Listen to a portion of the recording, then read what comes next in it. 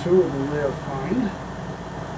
When I get the rifle cleaned up and it was not cleaned and tested, I already knew it was broken, so you couldn't test fire. And had not been cleaned because the barrel bore was filthy, and I'll show you the patches and everything. And the woven brownells patches I use for cleaning the outside,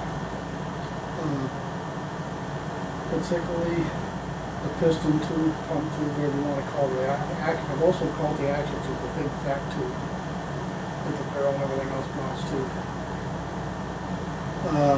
Had rust coming through the bluing, and you can see it's pitted after I used 3 of them heavy woven patches to scrub up real good with Remo Pro 3 soaks in to the minimum. We're also going to take it apart and get into the trigger mechanism, because that seems to be where the problem stems from, because it's like the safety stuck or something rattling around, so something ain't right. He must have tried to do the trigger mod, where you light the trigger pull and his light. That one is like kind of like the NPXLs and trails and all those. They got a few more pins and things in there that's a real pain in the butt to keep together and drop back into the stock and hold it up and all that. So we'll get into that, take it apart and see what's going on. I've already messaged them about it. Gave the transaction a bad review too. It just seemed fraudulent to me the way I was treated. You'll see why in this video. But I also installed an Amish handmade buffalo hide sling, which I originally bought for the Crossbow Model 70, but I ordered 2 more of them things, so both of the GuideHawks kept running the Model 70 are getting one too.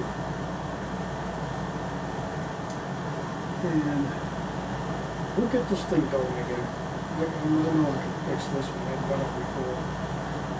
So let's hit it. Okay, here is the rifle when I'm starting to clean it. And there's the tag on the buttstock I was telling you about. I don't know if it'll... probably not. I'll have to take a picture of it and zoom in closer, but it's for $59.99 and I got charged $40 more than that for a gun that won't cock or shoot.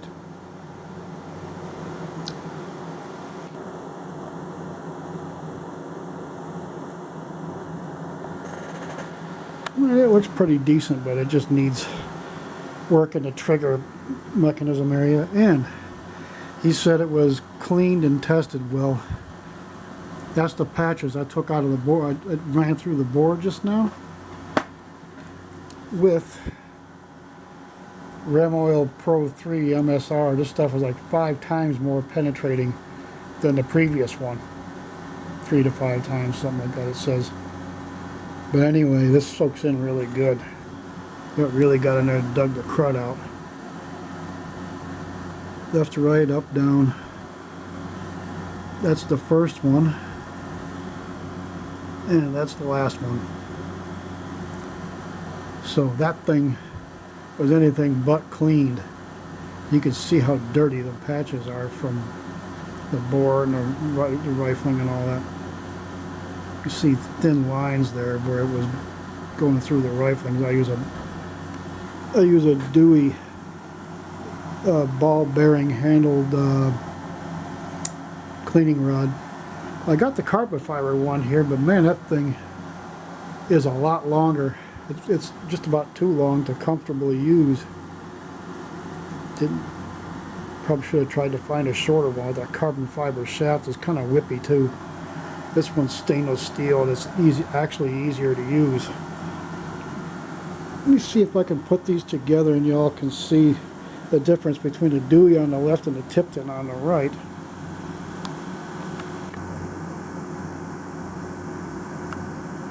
Okay, Dewey left, Tipton right. They're both ball bearings in the handle that the shaft rides in, so it's follows the rifling.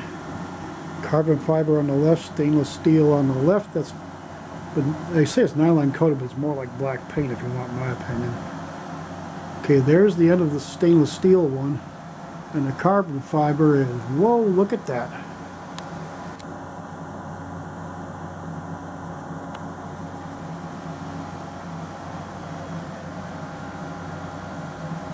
So you can see that thing is about a third again longer. And it's got a brass tip on it. It's being carbon fiber, I can understand that. Carbon fiber is really whippy though. It wants to bend when you go to push it through the bore. So I think I like the Dewey with the coated stainless better. You can get those in different lengths. This carbon fiber one would be good for a Model 70 or something. It's so dang long.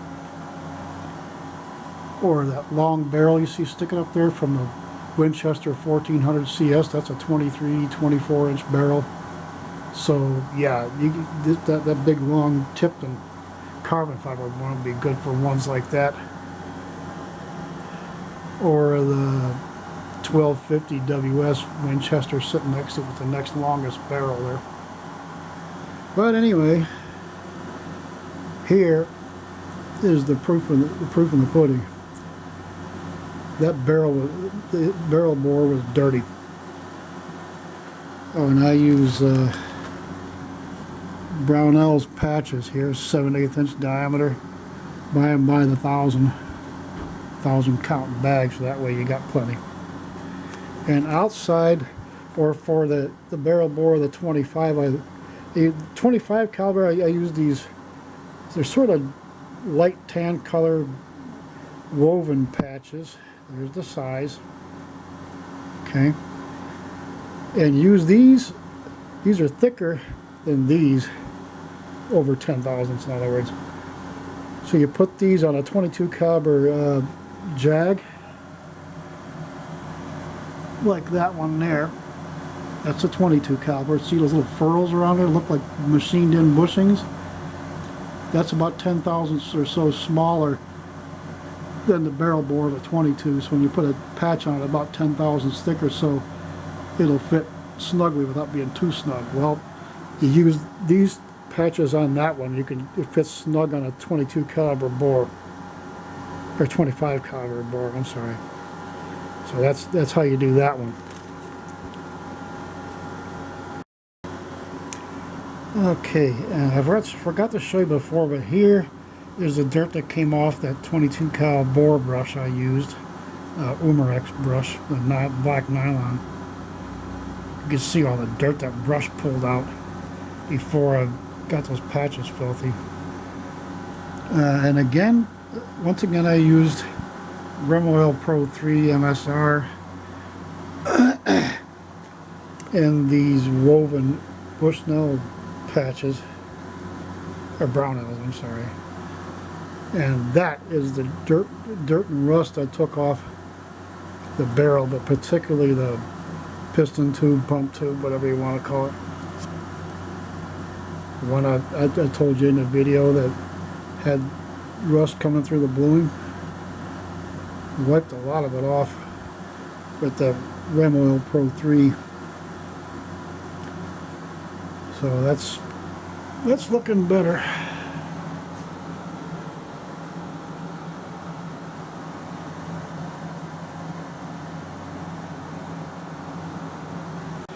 And here's the flip side. Show you a close-up of the logo. So it looks a little better when you get that speckly rust on it that's just starting to come through the bluing real good. It's a little shinier, it looks a little better. Even these logos on either side of the breech block there look better. And ooh, that's shiny now. Full barrel shrouds work so good. I like the way that works. When you go to shoot these things, even that Benjamin NPXL 725, it's like boom, and that's about it. Okay, I gotta wipe down the stock yet, but that's already Already looking a lot better. That's what happens when people don't take care of things. And now this is after the barrel is all cleaned up. There's the little chip right there I mentioned in the video. The scratch I mentioned. Anywho, this is after giving the stock a nice oil rub down.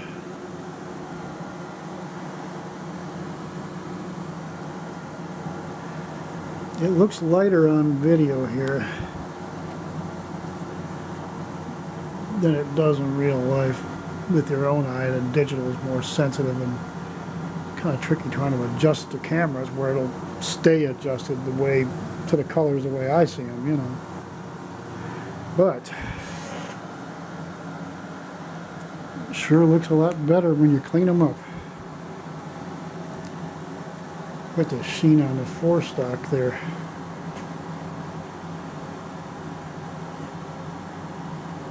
I haven't wiped the excess oil off yet. I'm letting it sit for a little while here to soak into the wood a little bit.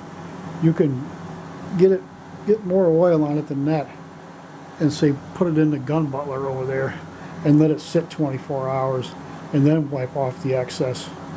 You can do that a time or two, maybe 3, and it'll get a nice oil, hand-rubbed oil finish sort of sheen to it, which is always nice. It's not as tough as true oil or something like that, but it looks good and it's easy to do. Not to mention, cheap. Gotta get a scope on this thing too. I've been looking around at my other rifles here. I gotta replace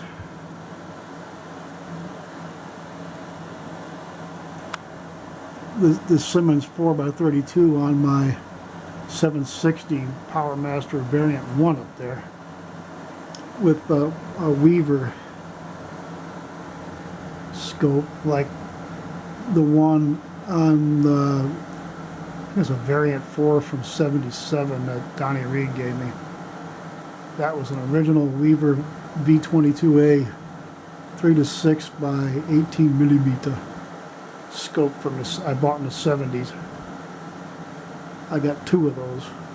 Got another one that's going on this one up here.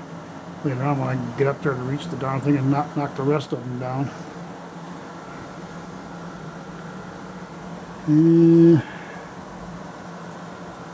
I might even use the 3-9. It's a 3-9 by 32 right there on the HW80 copy there. It's a RWS 320M. I might take that scope off of that one and put it on this one here, and then put a 4x32 on that one. They both actually got about the same power too. Oops. Got that. Oh man. I just like the way everything shines, gets that sheen to it, and then you get it all nice and clean. That high pro glow.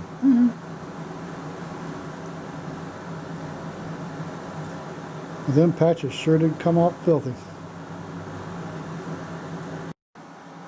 Okay, and here it is with the stock all cleaned up.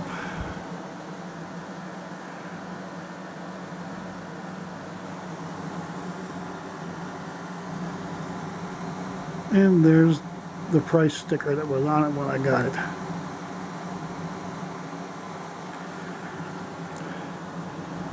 But anyway, definitely looking better. So I'll have to proceed to see what scopes I got left and to replace on that one, on the RWS 320M right there on the bottom. This one needs Picatinny rings, and I can't remember if I got any extra ones left. I'll have to look. So we'll see.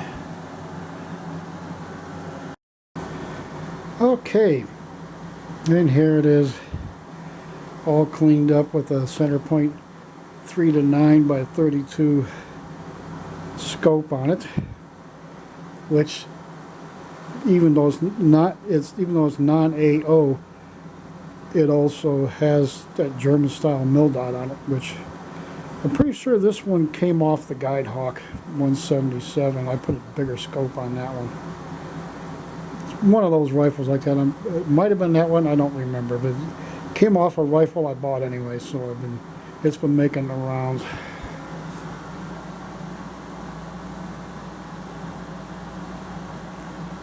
Looking pretty good. Looks nice, all cleaned up. That was my last pair of Weaver Picatinny mounts. Single screw, might be Winchester. I don't think it's center point.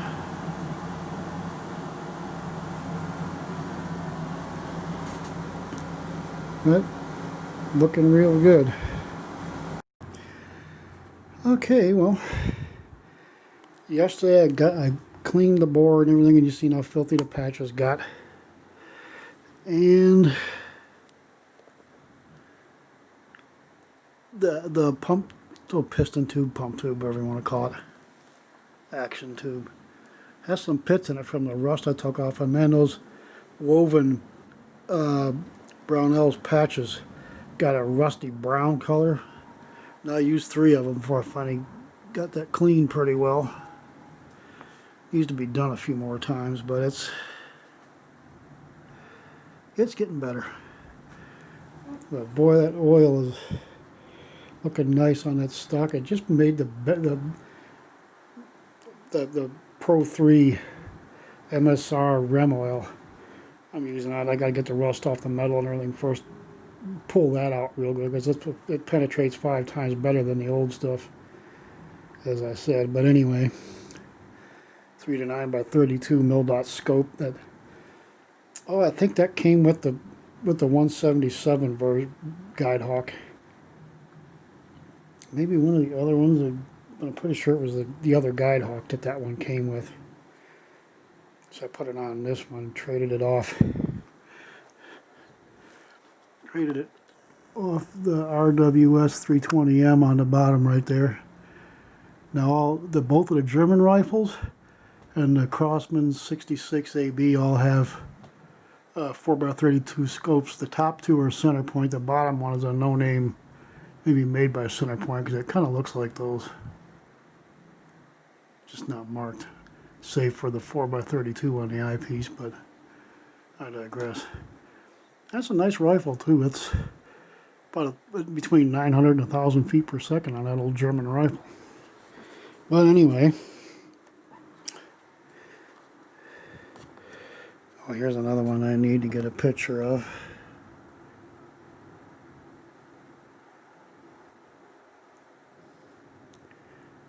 Well, I'll get a picture of that later, but it's hard to get the thing to focus with the video that close.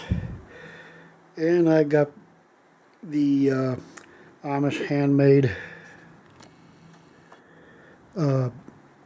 buffalo hide sling there that I bought originally for the Model 70 Crossman up there. I got 2 more on the way from Amazon I bought them from, so that one will get one. And both GuideHawks here will have matching slings. I thought that'd be pretty cool. So I'm getting ready to put the sling on it now, since I got it all cleaned up, and I'll take it apart another day here pretty soon. And looking through spare parts again, I just happen to have one of those Blackhawk swivels left that I can install back here, because you already got the front yoke one you saw me install on the Remington 725 VTR. That's common to Benjamin Crossman. The front sling yoke.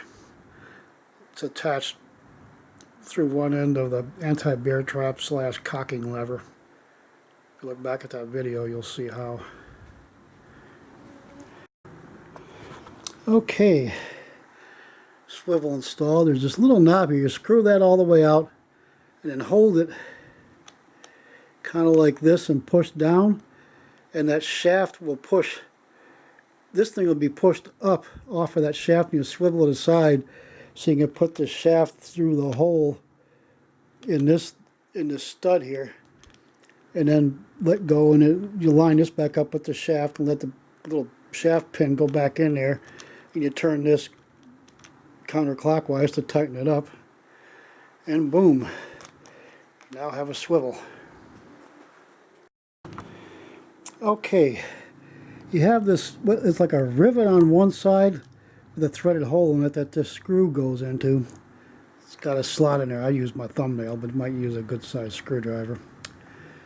So you take that screw out, put this loose end here through the swivel, back out obviously, and you screw it back together.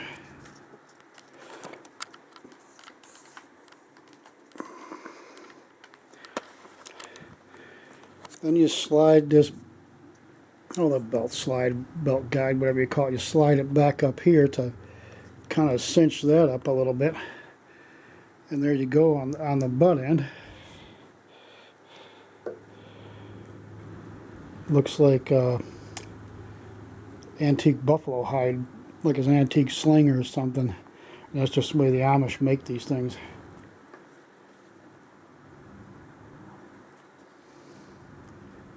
You can see just how thick that is, say, compared to the trigger guard. A bit thicker than that. And now we'll put the front on. Okay, this the rear sling swivels are always wider. They have a larger opening, so the leather will fit through. But this front yoke is narrow, too narrow to get the thick end of that through there, until I opened up this part here by sticking it in either side and prying to make it a little wider, but pry gently. You don't want to break it, just want to open up the hole a little bit so you can force the end of that sling through there. And we'll use a pair of short fat needle nose to finish pulling it through to here, so you can get to the screw over here with the hole that's in the end. But carefully, take your time. You will break that, and you got to take it apart to get that out of there, and you need those things. You take the links out of bike chains or motorcycle chains or chainsaw links. I got one. I could put a picture of it here in case you need one, but anywho, you shouldn't have to do that if you're careful and take your time. Can't stress that enough when it comes to working on, well, air gun smithing, you might say. Patience and decent set of tools. The better tools you can afford, the better job you'll be able to do. Long story short.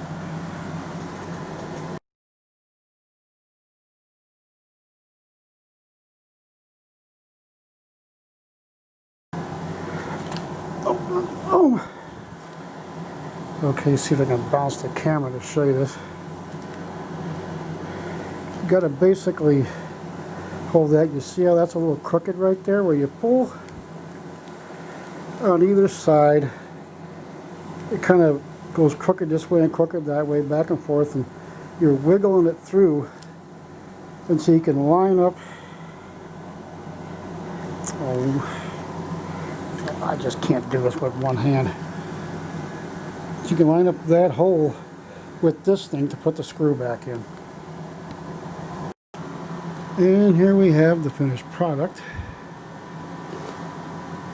You have the rifles all cleaned inside now. I gotta take it apart and fix the trigger mechanism now, but anyway,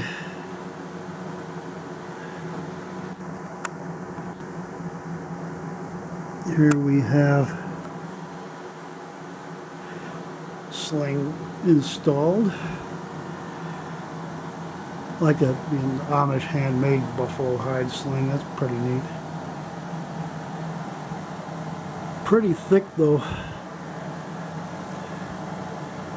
it fits that so tight there, you really got to do some serious wiggling and a lot of patience just to get it, to get that to go on there, and then pull it through where it'll hang right, to put it over your shoulder and all of that. It's not going to be loose, it fits tight, very snug.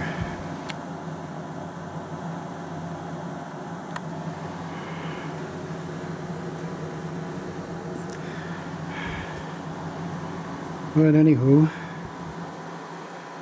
there it is. Okay,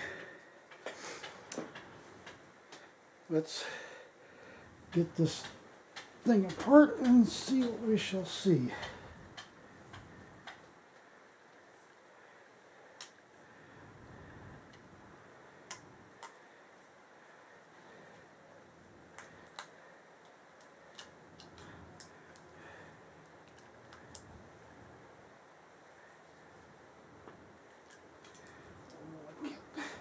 I can't let you guys see what I'm doing at an angle where I can work on it on.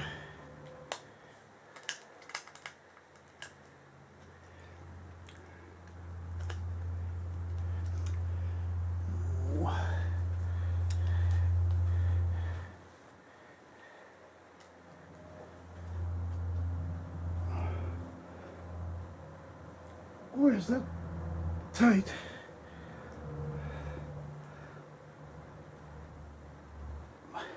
I don't tighten them up that much.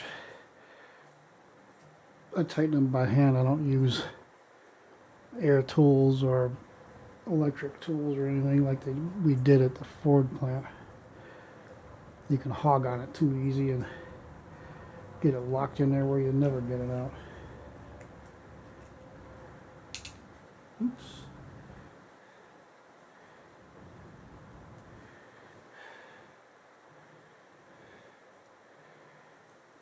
Okay. I don't know if you can see that, but blue Loctite and a blued thin steel washer.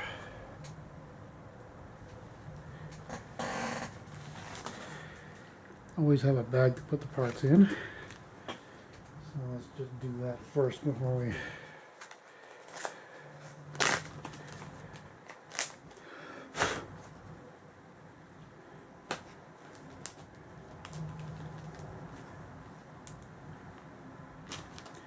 I like these Ziploc bags, the different colored thing there. It changes color when you know you're feeling it go into place.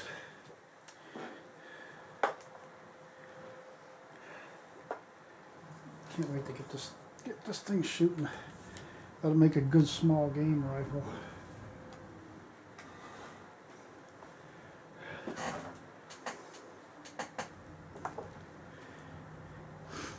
My Umarex.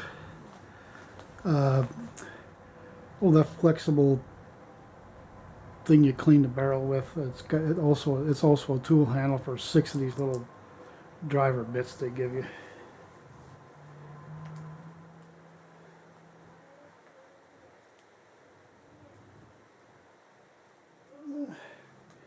A little bit tight, but not as tight as the other side.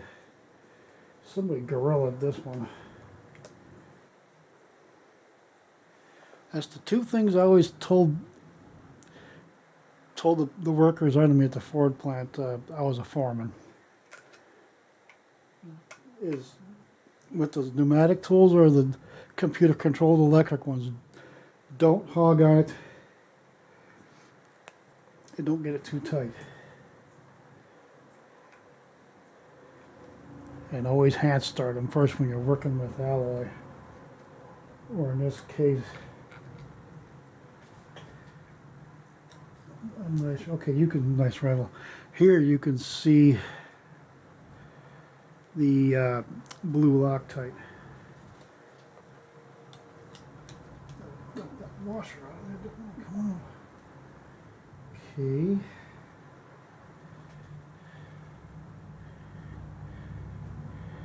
Oh, I know. I needed to grab that other longer Phillips screwdriver. I gotta get up in there. Alright, I have to go over there and get one.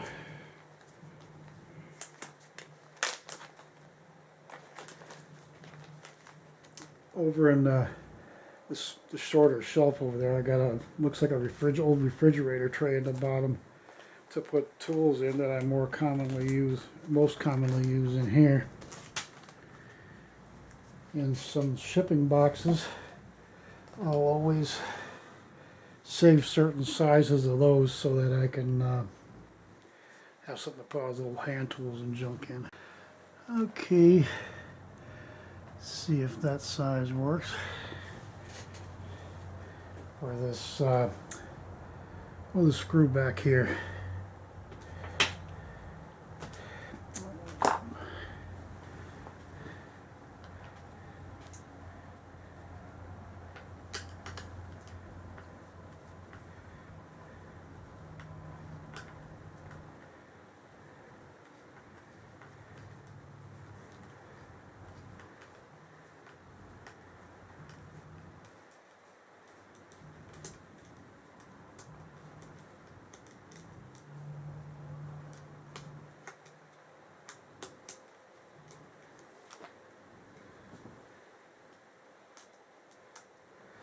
As you can see, it goes through a hole in the back of the trigger guard here to actually get to the screw.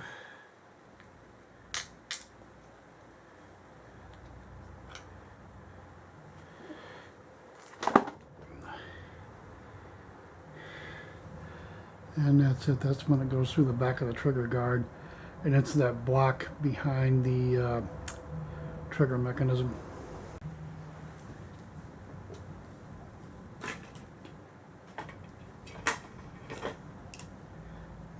Okay, there's the stock.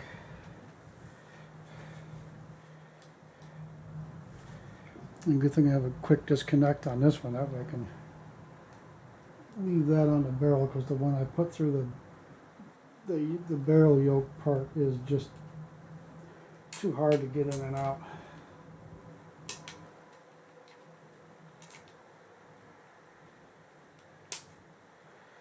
And there we go.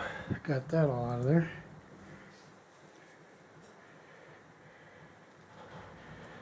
All right. I don't like leaving the sling on a barrel, but this yoke thing,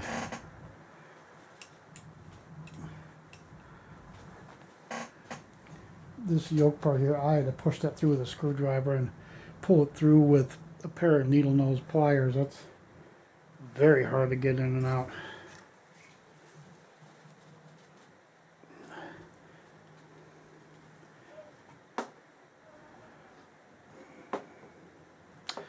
Oh, I can't get the dumb thing to sit still. Okay. Now,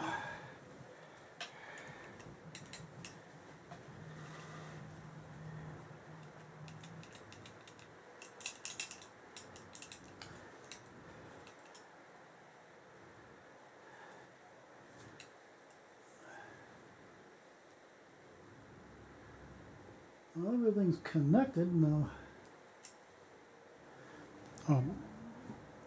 There's the block with the threaded hole here. That the screw that goes through the back of the trigger guard goes into to hold this end of the action down.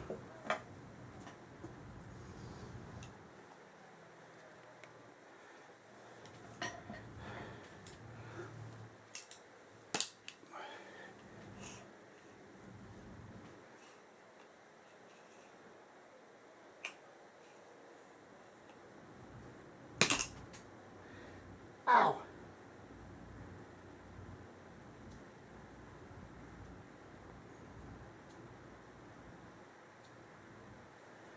Oh.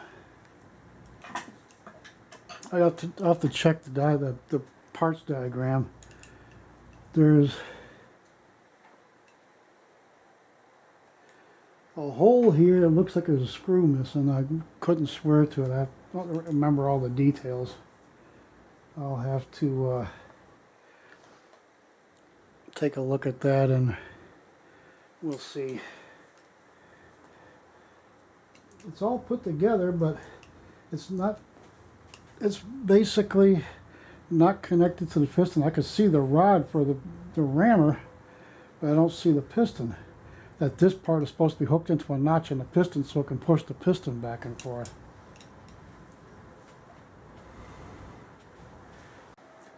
Well,